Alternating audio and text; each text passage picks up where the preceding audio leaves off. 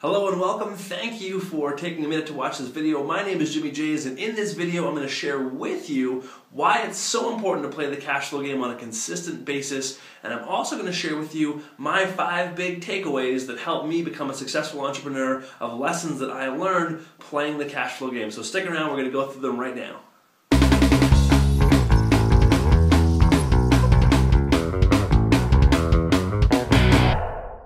Like I said, my name is Jimmy Jays. I am the creator and founder of Cashflow Tips. I'm an entrepreneur and investor, and I've played the cash flow game now well over 500 times, and the lessons that I've learned and the habits I've created in the game have helped me create a significant amount of success in the real world. In fact, when I was 21 years old, I read the Rich Dad Poor Dad book. By the time I was 22, I played Cashflow for the first time, and at 23, was able to have enough passive income from investments to be able to exit the rat race. 5 years later, I had created a business that did more than $7 million a year in revenue and allowed me to have my dream square of being able to be a full-time stay-at-home husband and father.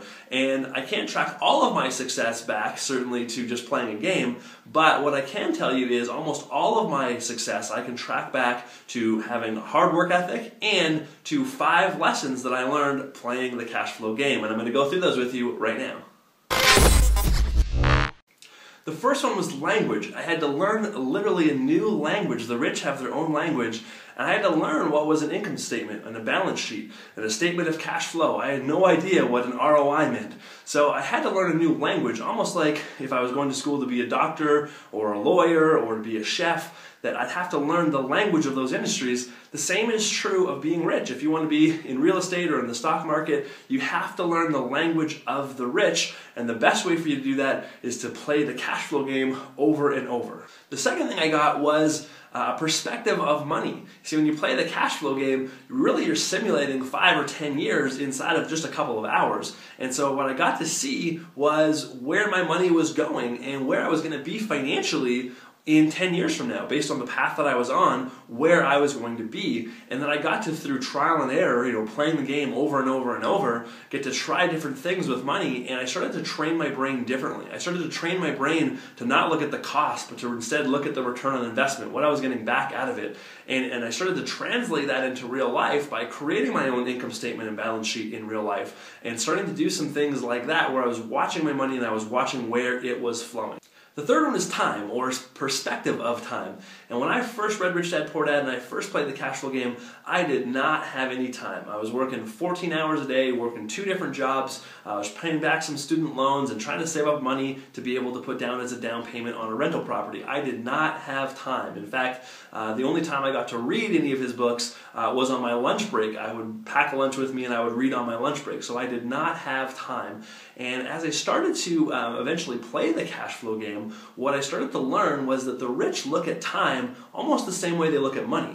The rich look at time as a commodity. In fact, they look at it as their most precious commodity because it's the only one you can never get back. If you lose money, you can always make more, but you can never get time back. So the rich look at time just as a commodity. And so the rich actually don't look at how much time is this going to cost me. The rich look at what is their return on investment on their time. So how do you get a return on investment on your time? Well, it's easy. Any time that you spend now that's going to get you back more time later is a return on investment. And so once I realized that, once I played the cash flow game, what I realized was that in a 2 or 3 hour time period, I could play the game and I could simulate 10 years worth of my life. I could simulate a 10-year path in just 2 or 3 hours. Now, it's not the same as 10 years worth of experience, but it is the same as 10 years worth of perspective to see where you're going to be based on the path that you're on. And so when I looked at that, I thought, man, would I or would you trade 2 or 3 hours to get 10 years worth of perspective? Of course you would.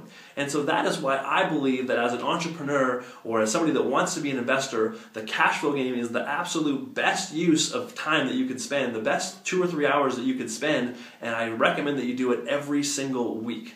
Number 4 is network. And Robert Kiyosaki in his book says that your income is going to be the average of the 6 people you spend the most amount of time with. And when I read that, that absolutely blew my mind. So when I understood that, I really understood that I need to really manage who I'm spending my time with. And the cash flow game is one of the best ways to grow and expand your network, because you get to spend 2 or 3 hours with other people that are entrepreneurs, with other people that are like-minded. And not only do you get to spend time with those people, but you actually get to see their habits. You can actually watch how they live real life by just watching how they play the game, watching what habits they have, and you can find out a lot about somebody just by watching the habits that come out when they play the game. So one of the best ways that I know of to increase your network, and one of the things that helped me get out of the rat race in real life, were the relationships I created getting out there and playing the cash flow game.